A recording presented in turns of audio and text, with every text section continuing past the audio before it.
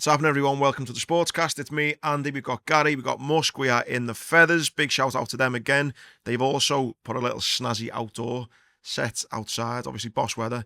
So they got planning and all that. So there's seats outside. That's right. And, They've always had seats outside, haven't they? Just doing it on the... But it's like proper now. Oh, I think... It's legal now. Legit. Yeah. No, I think like you're allowed to have like a table type thing. Yeah. But they've actually got like a 4 meters by 4 meters kind of I like... couldn't get my little car terrace. in, fuming. I know, yeah. No space for my car. Yeah, lad, I think like obviously councils are anal, aren't they? It's like... Yeah. Oh, yeah. You can't have this, so it's got to be that, but they've obviously got the planning and it's... I think it's the residents have to approve it as well, because it's like a pedestrian. Everything just takes fucking... I don't think there's no common sense in the world, is there, when it comes to stuff like that? Oh, mate, just got a rant on that as well, on the council. And I put it on my Instagram a while ago, to be honest, on my story.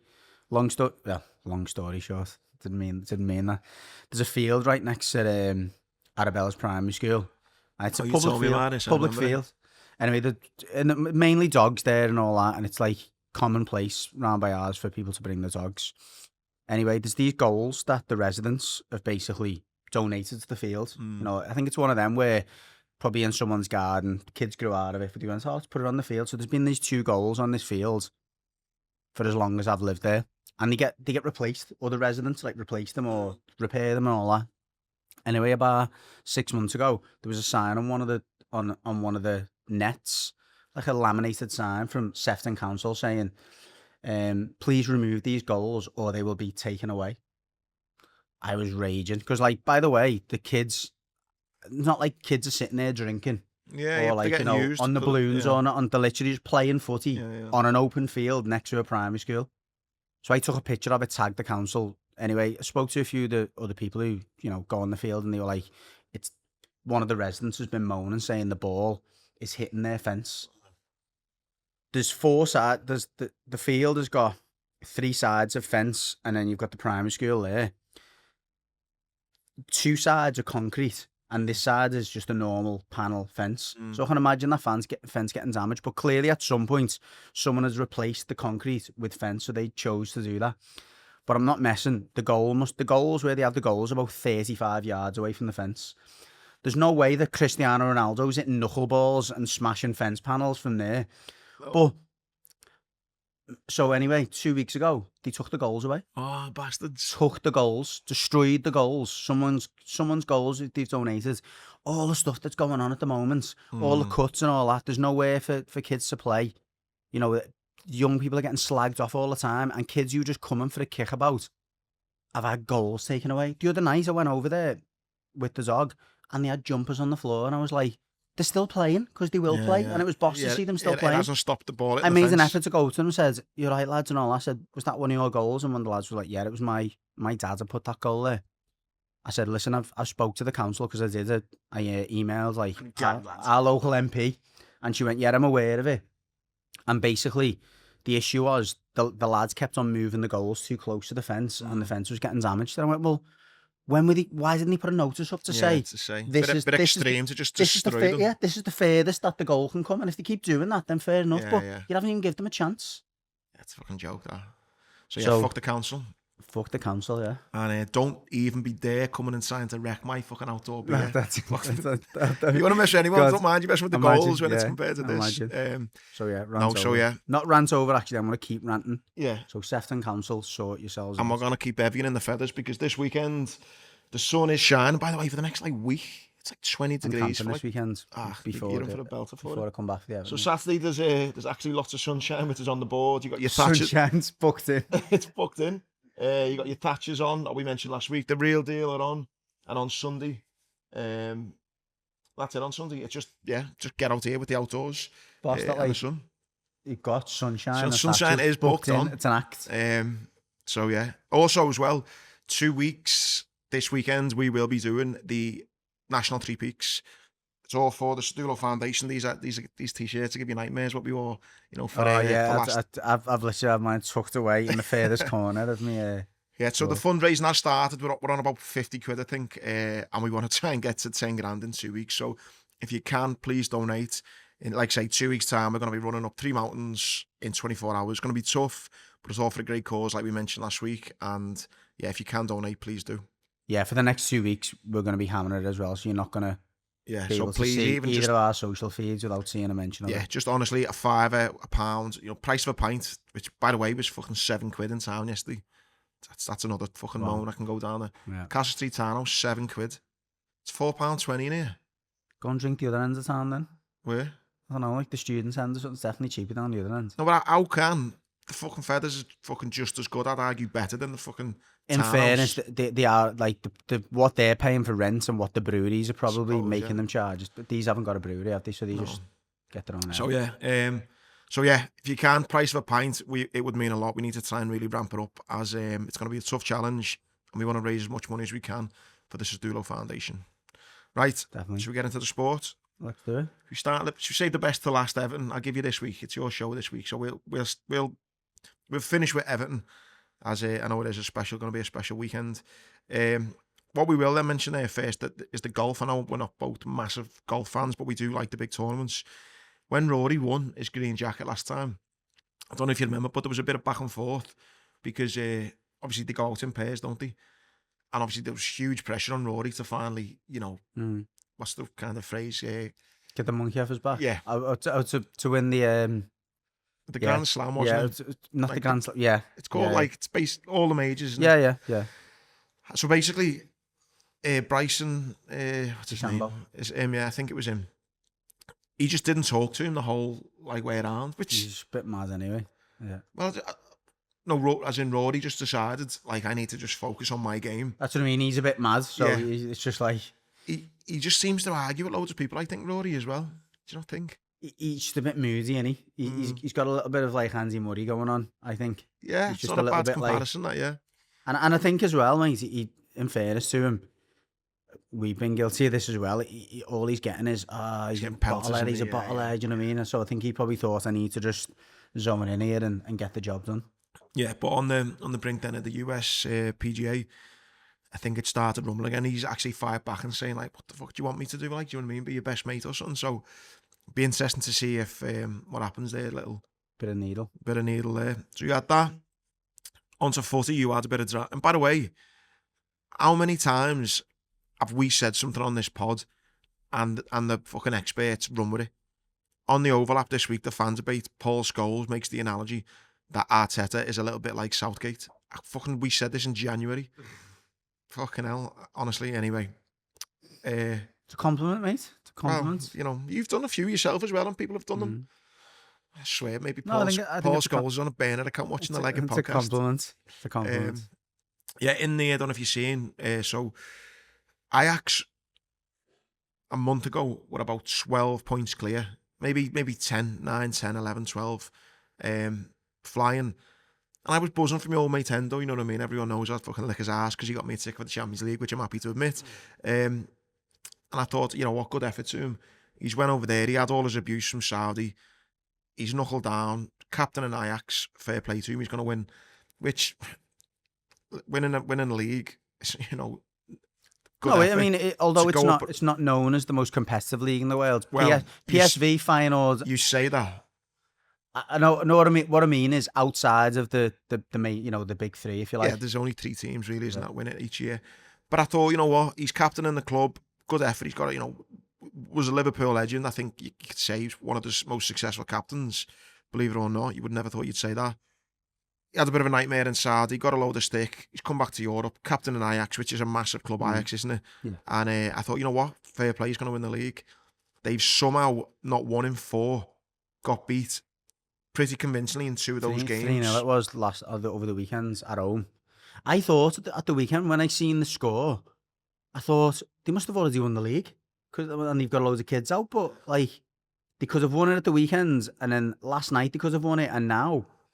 So it started on the 20th of April. They got beat 4-0 by Utrecht. Then at home they drew 1-1 with Sparta Rotterdam, who were again like 11th in the league. Yeah. Then they got beat 3-0 at home by NAC, weren't it? Nijmegen, whoever they're called. NAC, yeah. And then last night, playing against Groningen, I think that's Arne Slot, so Van Dijk's old team, wasn't it? Yeah. Groningen, who were 12th. They were winning 2-1 and conceded. They win them 1-0, then 2-1. I didn't know they conceded. So when I come in this morning, I thought they'd won. In the 99th minute, which then sparked a huge brawl. They were down to the 10 pitch. men as well, by the way. Yeah. So which means now there's only one game to go in Holland, and they're a point behind now, aren't they? They play 20, who are. It's not an easy game. 20. No, they're 6th. Yeah. So they're playing for the European places, and PSV are now top of the league by a point. They're playing Rotterdam, who are 11th. They're still playing for Europe as well. Yeah, they're both away. But you just, wow. Oh no, Ajax are home, sorry. Ajax are home, yeah. So that's this weekend. Absolutely bottled. I think they are. That is. I think. They're a young team. Like I think it's only like really Davy Klaassen and maybe Bergwijn and Henderson that are senior players. The rest of the market. Sorry, Weghorst. They've got Weghorst, I think, on loan. Yeah, he scored last night. Yeah. So they are a relatively young team, and Ajax are renowned for kind of playing, but still. But it's always such the big debate, isn't it? If a team fucks it, it's like, have they just not been good enough, or have they bottled it? I think it's fair to say they have bottled that. Yeah, they have. I think it's complacency, to be honest, starting with I remember that Utrecht game, I think I had them in an accumulator or something. I was like, what's going on here? They're getting beat like 3-0 or something. It was like a Sunday morning game. Like that first game on a Sunday morning. I think it is, isn't it? And I think I just put like an acca on for the day. And then I seen Ajax last minute and went, oh, go ahead, I'll throw them in. Sunday pint, 2 o'clock, and your acca's already gone, yeah. But yeah, I remember like seeing them 3-0 down, and I flicked it on. I think it was on the app. It was like as an option to watch it, and they were just getting battered. So I think it was a bit of start. I think it starts with complacency, doesn't it? And then suddenly it's like panic. Then it's a rut, then that you just can't break the cycle. Well, and that's what I was saying about. And obviously, I know we're going to come on to that, so maybe it's a seamless entrance into the Liverpool chat. That's what I was saying about like this whole take your foot off the gas. We won the league. We're on holiday. I think it starts a little bit of a habit. I agree, but it will start a habit for this season. Next season, no one, and I will now double down, thankfully, because Liverpool have almost followed me. I reckon Van Dijk and that listened to last week's podcast and was like, let's book Dubai, lads. Fucking Granty knows the score. Let's go to Dubai. Because that's exactly what they've done. And I know what you mean. Are the players in Dubai? Yeah. I know. I just only seen the Arne Slot things. I just think that's fucking hilarious. Honestly, they fucking drew with Arsenal. Fuck this. Yeah, we've done that. We're not training this week. He probably thought, didn't he? Let's just not get beat by Arsenal because of Arteta. It would have made them. So Arne Slot looked like he was either on a private jet Sunday night or first thing Monday morning. Went straight to Ocean and just had a great little time. And Van Dijk sat. Well, it looks like the whole team have went to Dubai. Bear in mind we play Saturday Monday, innit? Monday. So they have got a bit of an extended. Even 3 or 4 nights, we'll come back in, get into training for Thursday or Friday. Is it Brighton away you've got? I wouldn't even say train. I'd just say, lads, I'll meet you at Brighton. Get your money on Brighton. That's all I'm saying. They're playing for Europe still, aren't they? I think the other day it was 2-1. It's now like for Brighton. It's probably coming a little bit now. Like. Yeah, but on that note, no, listen, I do agree with complacency, but setting in. But my point being, got the whole summer though. Like, why do you have to start now? Lad, but do you know what? One thing that I remember speaking to a lad who's quite pally with the Man City team, and he was saying the big difference between Klopp and Pep and the players. It's like when when Klopp and Pep are going like toe to toe, and it was someone who I won't drop his name, but he knows like a lot of footballers. He was saying the big difference with footballers, like the likes of the De Bruyne's and Van Dijk and that, you can't like incentivize things with incentivize with more money because they fucking got it. Like, do you know what I mean? They got it all. What they want is time. They want time off. And he said what Pep was really good at with that Man City team was giving them an extra few days off, and Klopp wasn't. Klopp had them in all the time type thing. So maybe Slotts just went, look lads, if you're going to win me the league every year, you can have fucking early holidays and stuff like that. Do you know what I mean? And again, like, I guess I'd be a hypocrite, wouldn't I? Because I was criticising him, saying that he hadn't gave them enough rest, and do you know what I mean? He kept them same 13, 14 players rolling over and over. But maybe that was his thing the whole season. Look, we keep going and we keep pressing on, but then when the time comes, you can have as much time as you want. Yeah. Quite a few of them came back late for the Euros as well, didn't they? So they were like straight in. Because remember, like, we were wondering whether people like Trent and Van Dijk were actually going to start the first game of the season because they came back like literally that week. Yeah. So they have gone straight into like the I full think season. if you think about it, right, all the other clubs, well, I know City, Chelsea, maybe even Arsenal, I don't know, playing in that Club World Cup, aren't they? Which goes into what, July, is it? Arsenal aren't Not they? Arsenal. Arsenal, No. City and Chelsea are. Yeah, City and Chelsea are as well. City and Chelsea, yeah, that's it. And then obviously all the big European rivals. So they're going to be playing it into July. You think about it, they're already having a bit of holiday now, the likes of Van Dijk and Salah, and that. They've got nothing in the summer.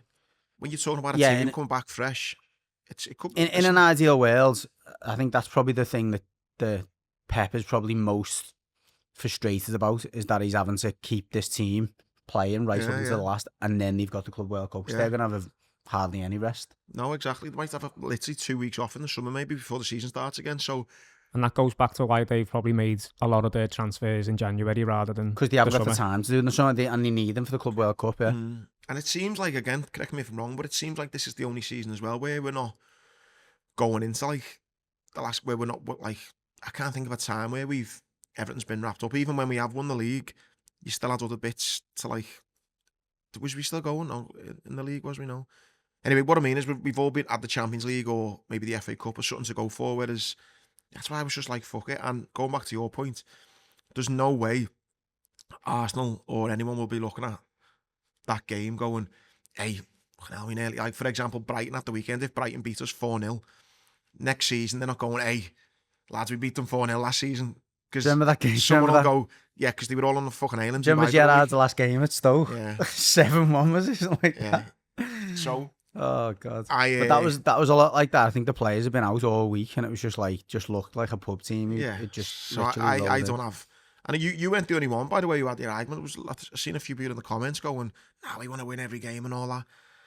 I'm very much on the Arne Slot bandwagon of just let's go and fucking have a party. It's done. Who knows next season? If any manager brings up in a press conference like and refers back to maybe the last few games of the season, then I'll give you last one. Then, if you're a fan going to Brighton, you're an away fan going to Brighton. You're not asked if Liverpool get beat 5-0. No. You just.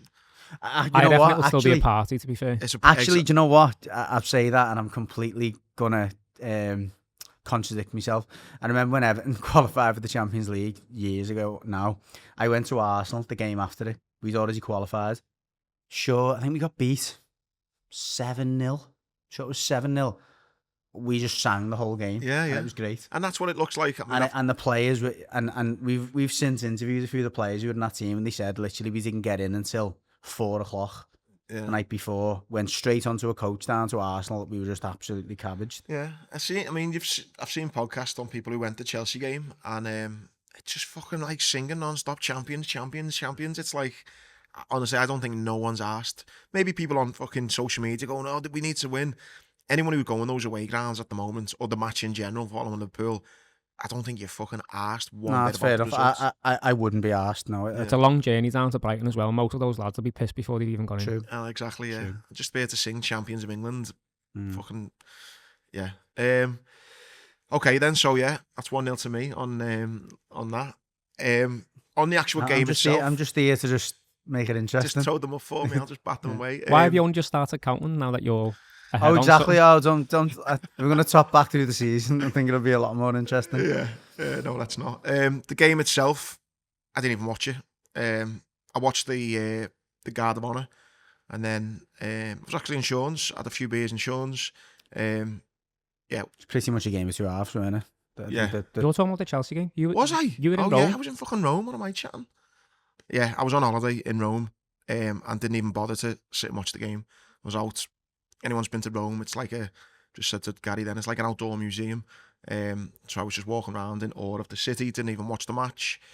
Yeah, it sounded like we battered them first half and then they battered us second half. Yeah, game of 2 halves. I think it was like, obviously the adrenaline almost of the atmosphere and all that, and the Guard of Honour. I think the players just flew out the traps, caught Arsenal a little bit cold. Arsenal looked intimidated almost in the first, as not the first time at Anfield, and then second half it was clear they had a little bit of a rollicking. On the other hand, Liverpool thought job done. You know, let's just kind of contain them in the second half. And yeah, the big talking point then was obviously when Trent got brought on. Do you remember the minute, Musk, when it was, or what was the score was? Must have been about the 60. I want to say about the 65th minute or something like that. 68th minute. It was more like again, as we've seen before, making sure Bradley didn't get injured and bringing him off than it was bringing Trent on. I think that's...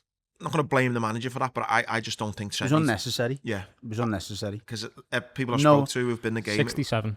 The players, it looked like it got the players' backs up more than anything else. And you've heard Robertson come out. Yeah, I seen Soboslai was going to the cop. He was going like, why? Van Dijk's was a bit of a backhanded one, wasn't it? As if to say, like, I almost get it. He didn't really go as far as Robertson as to criticise the fans. He just said he'll have to deal with it, What's didn't that? he? Yeah. Said he's made that decision, so he's got to deal with Yeah, that. and I think that's what I'd interpret it as. But Robertson, it was clever what Robertson done, because he was saying, look, I don't blame the fans because they've got their feelings, but here's my feelings. So, but you know, they're quite famously good mates, aren't they? And he took offence to that. Yeah, but I just think the manager, it was just... Listen, if he's doing it for Conor Bradley... He could have brought another player on. Endo can go on right back for anyone, 25 minutes. There was no need for it. He didn't even have to be on the bench, let's be honest. And I can kind of respect Slot in a sense that he's going almost, I'm the manager, I'm going to do it my way, fuck anyone. So you've kind of got to go fair play to him, but then at the same time... He's been through all that emotion the week before. He's seen what it means to the fans. He's seen, like... Yeah. He doesn't seem he's not the Jose Mourinho type, is he? He has got a personality, and I think that's why he's brought him in. And he's shown that personality in the last few weeks, and he's shown that kind of empathy and understanding of the fans' feelings towards the title and how much it means. So he knows it's a very emotive city and it's a very emotive fan base. I'm just not sure whether he's thought, well, it's party time anyway. Everyone's going to be positive, so it'll kind of like slip under the radar here a little bit. I'll do a little 3-person sub, but it definitely didn't go under the radar. It was a bad move. Yeah. I just think now, I mean, there's two ways he can go. He can either be a bit stubborn and say, listen, I'm the manager, I'm going to do what's best for the team and play him, or at least bring him on in some cameo role. Or, which I'm hoping he does, he reads the room a bit more and goes, listen, there's no point in Trent getting near the pitch. He doesn't want to be here. He's earning a couple $100,000 a week and he doesn't want to be here. So fuck him. There's nothing to play for. Don't have him anywhere near the pitch. There's no point in him even being on the bench. That's what I said, yeah. He shouldn't have been on the bench. Don't even give him... you shouldn't even have the option or the... He doesn't need to be anywhere near the pitch. Listen, when we lift the trophy, he's going to get his hands on it and he can walk around the pitch and do what he wants then. Fine. You know, fair play. You've done your part in the season. You've played your part. You deserve your medal. You deserve to lift the trophy. Great. But for the next 180 minutes of football, you've decided you don't want nothing to do with the club anymore, which is fair enough. I'm not going to go into all that again as reasons, but you don't want to be here. Fine. There's no fucking point in playing him. So I hope the manager reads the room a bit more and just doesn't have him anywhere near it. I think it's in the best interest of the fans and the player to not and the other players. Yeah. There's no need to have any negativity, is there, anywhere near this? Because the atmosphere, it's not just like the booing of the one player, but the atmosphere totally changed. Well, the fans were all arguing with each other. You could almost feel like the tension. I've heard people arguing. So it was like first half, it was like song after song after song, but then that mood had shifted then, because some people weren't singing because they were just waiting for Trent to get on the ball to boo him, and then some people were trying to like drown it out by clapping. It's the equivalent of, you know, when you've got like, again, some divvy fans who start engaging in a chant to the away fans and you just think that's out of order, or you've got like someone around you who says something that's racist and hold on, it's like, as soon as something like that comes out, it spills over and the footy becomes irrelevant and everything else, because everyone just gets the backs up. So you're right. I think although he is the manager and he's got the right to do whatever he wants, etc., and I don't think the fans were critical of the manager, he can control that situation. I've seen a few fans being critical of him, in the sense going like he just should have read the room a bit better. Yeah, but you know what I mean? I don't think it was overly personal towards the manager. But you'd like to think it is going to be dead interesting though to see if he does listen to the fans and kind of... I know it's not every fan, by the way, but if he does listen to... He's imagine, now that he's had a bit more social time, he's have had that in spades over the last 3 or 4 days, and listen, lad, you know what I mean? Some lad off his barnet in Ocean going, lad, fuck Trent's off, lad. Hopefully someone has got in his ear. Have you seen, by the way, just on a light-hearted note, have you seen the AI Bellingham and Trent thing? That's hilarious. Oh, the podcast. I sent one to Cara. I went to, have you seen one where he's slagging Cara off? Yeah. He's burning my head out or something. Tell that Cara to fuck off, lad.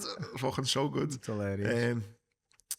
So yeah, on that same thing, yeah, I just think he gets fucked off, doesn't play again.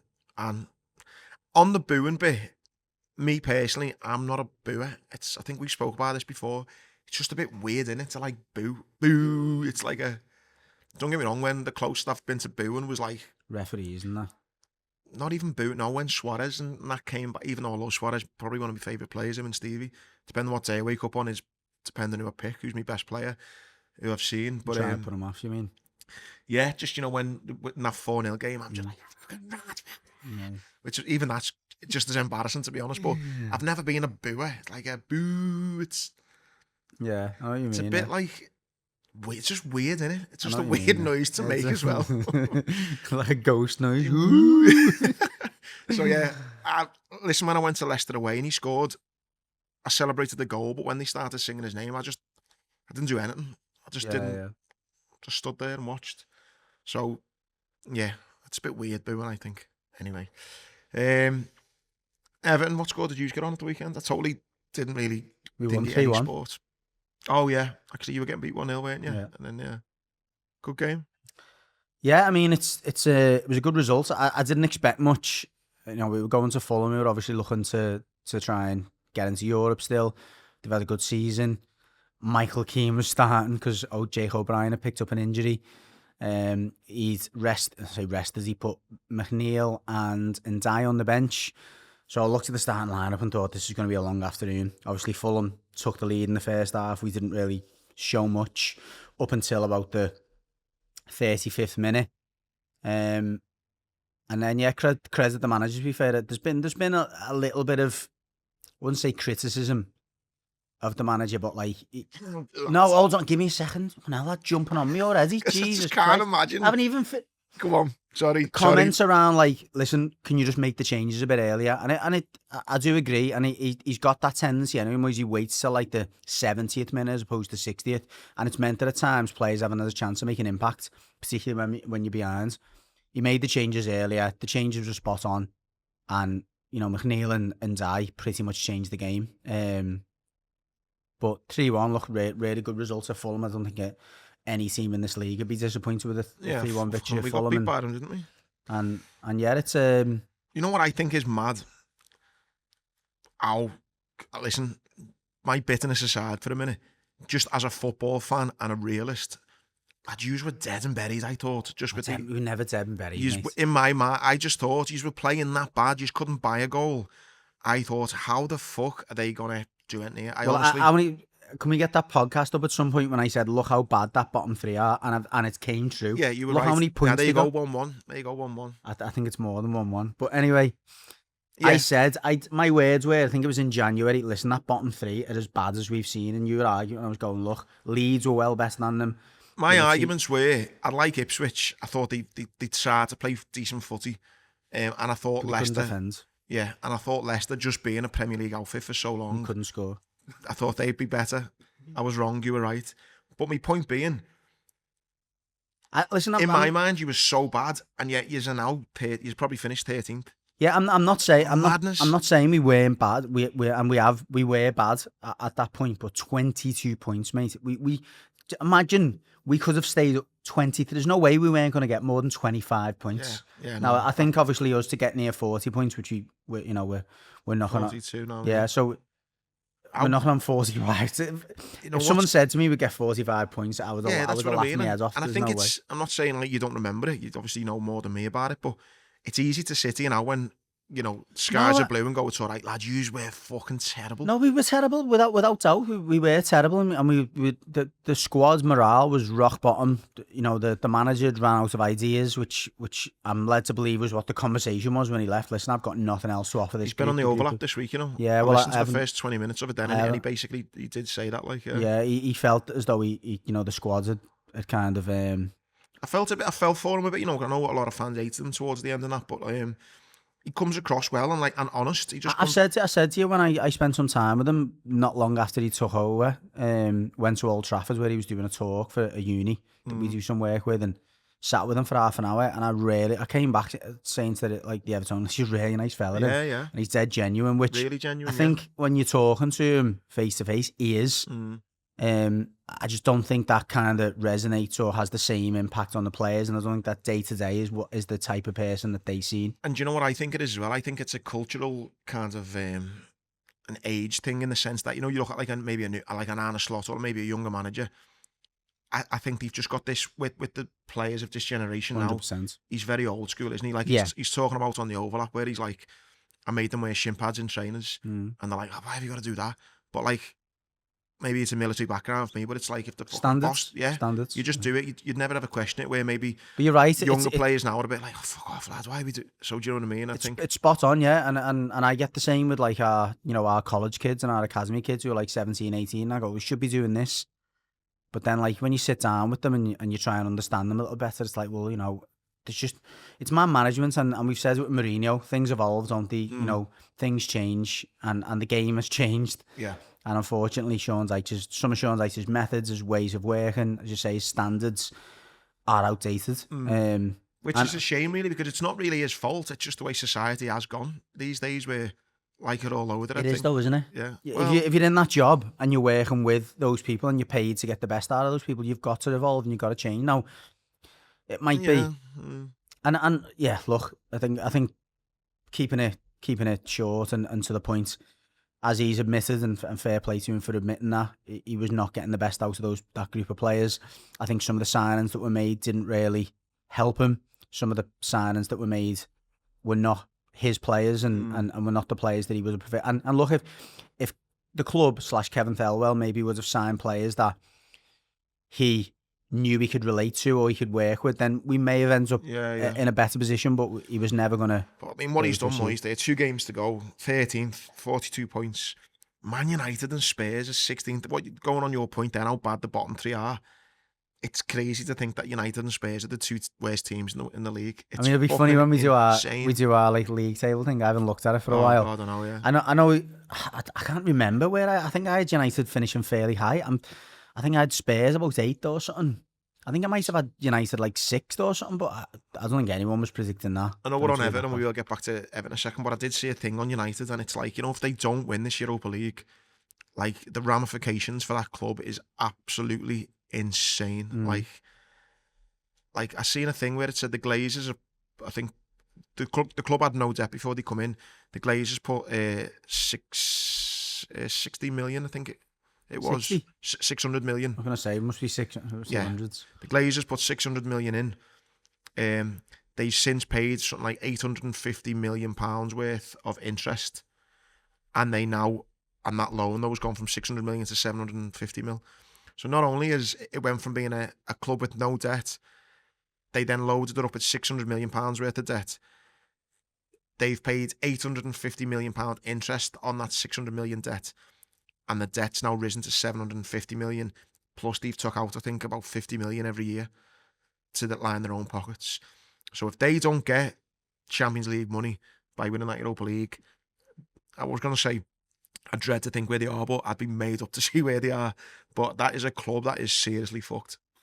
But anyway, nothing. Just on Man United and going back to Liverpool slightly as well. Florian Wirtz, obviously the rumours are now rife of where he's going to go. It was on yesterday. You mentioned that, didn't you? Linked, obviously, Man City, Man United, yourselves. It looks like it's a little bit of the agents trying to play the field a little bit, because Bayern were the front runners. They were the ones saying, "Look, we're in talks."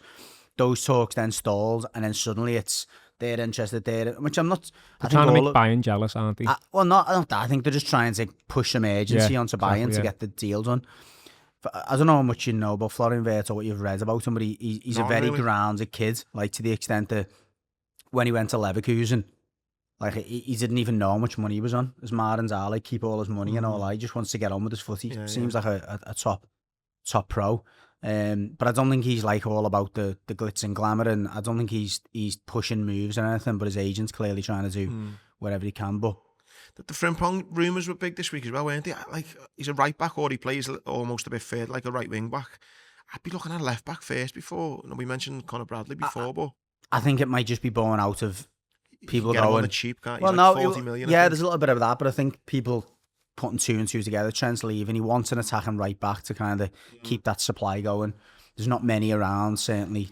I was just thinking, given how tight we are in the transfer market, if we are only going to spend a certain amount of money, I'd rather we get a left back, you know, a striker and a midfielder rather than a right back. That'd be like fourth on the list. But if they got loads of money, then fuck it, go for them.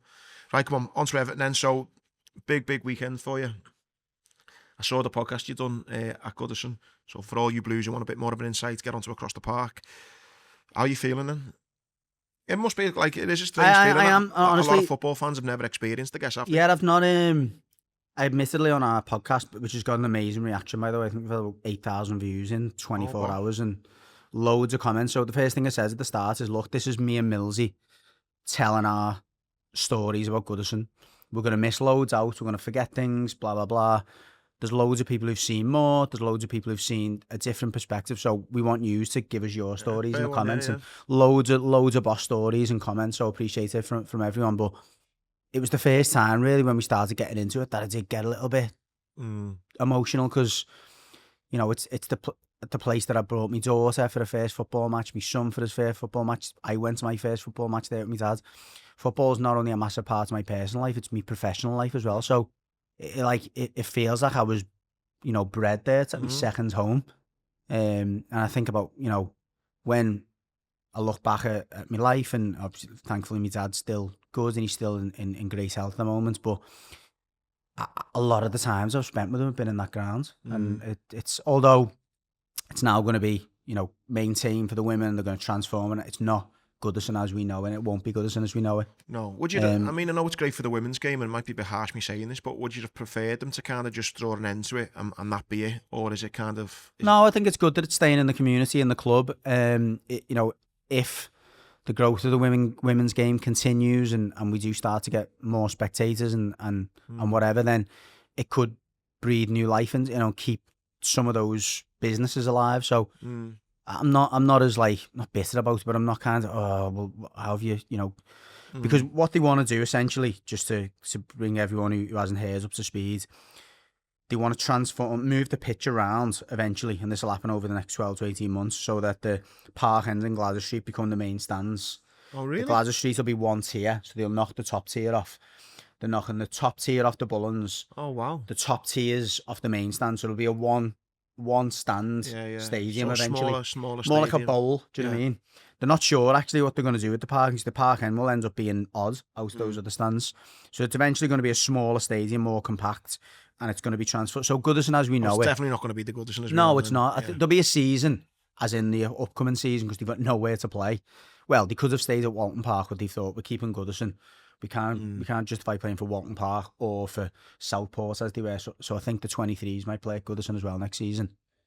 Again, I'm speculating here, but again, to answer your question, no, I think Millsy asked me the question a few weeks ago, and I said I'd prefer that they knocked it down, they transformed it first, and then allowed people back in, because I do think it's a bit weird coming back. It's almost like moving into someone else's house and not decorating it and living in it for like a year. Do you think you'll have any tears? Yeah, definitely. To say, like, I think when Zed Cars comes on and I'm standing next to me dad and whatever, and I think at the end, and I'm sure I will.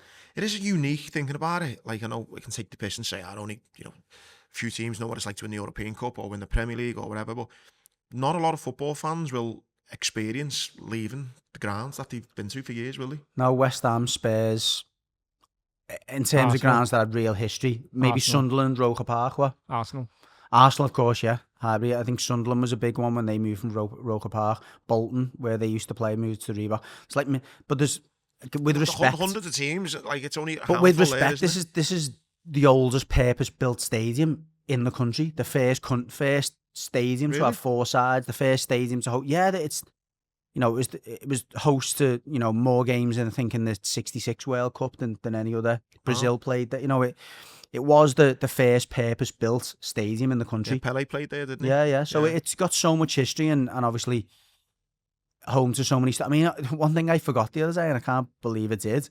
Even like the Tony Bellew fight, like, yeah, you know what I mean? Yeah. I forgot about it. And we interviewed Tony Bellew like not long after the fight on our podcast, and it came up on my like memories or whatever. But yeah, he was talking about it, and I forgot about that as a memory after I'd done the podcast. But even though it wasn't a football, that was a special occasion. But Yeah, I definitely, I've got no doubt about it now. I haven't been there the other day talking about it. And I haven't been like that all season. I've not been like 5 games to go for it. I just don't really live like that. I don't think that far ahead.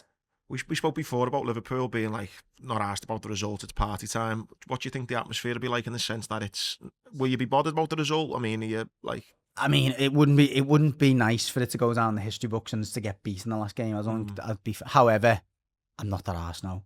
I've seen a funny comment actually. One of our subscribers had put in the comments the first game he ever went to, and I remember this game like at the back of my hand. We beat Southampton 7-1. Gary Speed got a hat trick. I think Barnby got a couple. It was just absolute demolition of Southampton. And he said, now we're playing Southampton in the last game. He said, I put a bet on us winning 7-1. I've got to put a bet on 7-1 now because that's happened. I might throw a fiver on that. But I do think we'll... What a team to play as well. Like, you should absolutely batter them. I mean, they obviously drew it, but it's even better that they got that monkey off the back now. They beat Derby's tally, haven't they? Of course, yeah. So that's good, because otherwise I think they would have had a bit of an added incentive. Now they've done that, I think they'll probably be a little bit on the beach because we've achieved what we could achieve. Yeah. So yeah, I think we'll win comfortably, but to some extent, the on the pitch stuff is irrelevant. I think one of the questions I asked Millsy, who just does the podcast with me, what's on your checklist for the weekend? And he was like, obviously, standing there with my son, Seamus Coleman, leading the team out. Which Coleman hasn't played now for a couple of months, but he's been sitting on the bench every week. And we've all known as Blues, they're saving him for this game because they want him to lead the team out, which he deserves to. And yeah, nobody's mentioned the result. I don't think anyone cares. It is about just trying to... It's mad to think, really, when you think about all your match day traditions, this will be like, you'll have completely new ones next season. That's another question. I was like, how's it going to change? What do you do at the moment? Yeah, it will change. It will change a lot. So it is. And you know what? One of the things that got me a little bit, and it sounds mad this, because you kind of... I don't know about you, but you'd have mixed emotions about the people who sit by it in the stadium. Some of them are divvies, some of them... Yeah. But the familiar faces, aren't they? It's a bit like your neighbours. You might never see again. Yeah, and again, because it wasn't like... It was so hard for me and my mates and my dad and all that to get together in the stadium. You weren't... I don't have some of these lads' numbers, but like I walk... Like, it's weird. Everyone who goes to match will understand what I mean by this. Sometimes you walk past these people in town and you recognise them. You don't know where you recognise them from because they're not in the stadium. Do you know what I mean? But like, I think I'll have some proper deep hugs with some of them at the weekend, because I'll probably know deep down I'll never see them again. Even like there'll be people who go to Goodison every week, but maybe from the south end or no, I don't know, and probably would never go around that area again as well. No. Do you know what I mean? No. Yeah, it is going to be a massive weekend in the city, isn't it? But yeah, I'm really looking forward to it. I said I'm going camping with my daughter because she's had a Sats this week. So we're taking her camping Friday night, stay until like Saturday evening, and then travelling back. And the rumours that I was a bit like you, Musk, read it wrong. So they're allowed to have a bevy in the ground. So to clarify, I think this does need... It does need clarifying. Probably needs clarifying for the fans. Although, I think the stewards will find it difficult to tell anyone what to do at the weekend. So it'll be like, apart from completely unreasonable behaviour. So to clarify, when the final whistle blows, you can go downstairs, get a drink, come back up, because there's going to be the players coming on, the ex-players, there's going to be a concert, a stage on the pitch. Wow. You can go and buy some food, a drink, and my understanding is the stadium's going to be open till, I think it's 4:30, 5 o'clock. So they're going to be serving drinks and food until like 4:30, 5 o'clock. But to clarify, you're not allowed to just get a bevy before the match and That's how I read it. I think a lot of people will have read it that way. I think it was clickbait. Fair play. I mean, unless this was an exclusive and it's only just changed. We were at the ground on Monday and speaking to the the fans liaisons, the security and all that, and they confirmed that was what is allowed. But I don't think it's funny actually, because I actually said when I started going the match when I was of a drinking age, I used to like sneak a bottle up. Do you know what I mean? At half time, made up because I had drink. Still do now.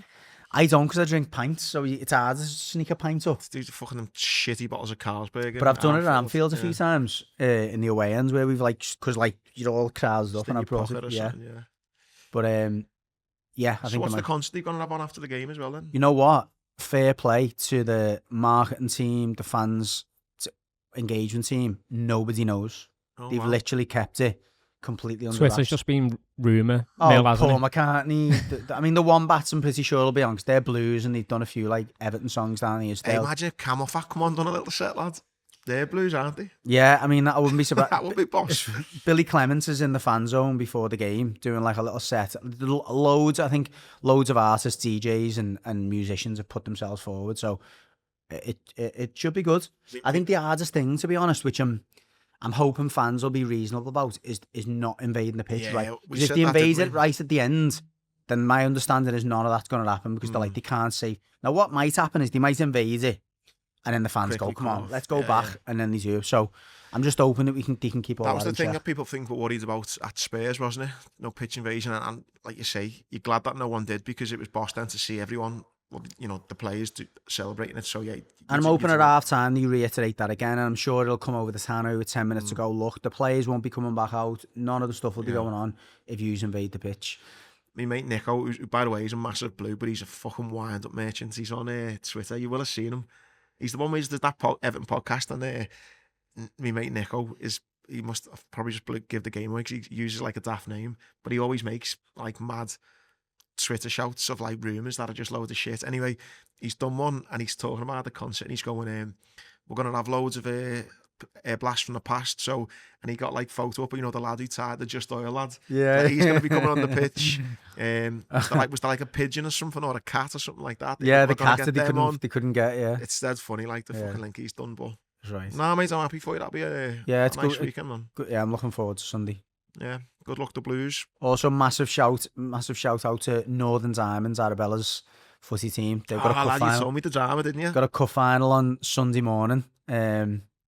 They beat that team in the semi. These had a little bit of an ear, but their kickoff's at 9 o'clock. So well done for the league for getting an early kickoff for the final. Oh yeah, good shout. Yeah. So that should finish around 10 o'clock. Hopefully they take the cup home and then I can go to the Everton game. Best luck to Arabella. Right, boss. We'll have a boss weekend, lads. Musk, nice one again. Everyone, thanks for watching. Please like, share, comment. And again, if you can, spare the price of a pint and want to donate it to our appeal. Once again, end of the month, we are doing the National Three Peaks. About 10 of us. 3 mountains in 24 hours, raising as much money as we can for the Sadulo Foundation. Can I also say, and we will have details this close to the time, we are being made up for anyone who can get to Snowdon for that last one. On that Obviously, Sunday, it's I'm the going to closest one. assume it's going to be around 11 o'clock start on the Sunday, 10, 11 o'clock. If you can get to Snowdon, join us on the 1st of June.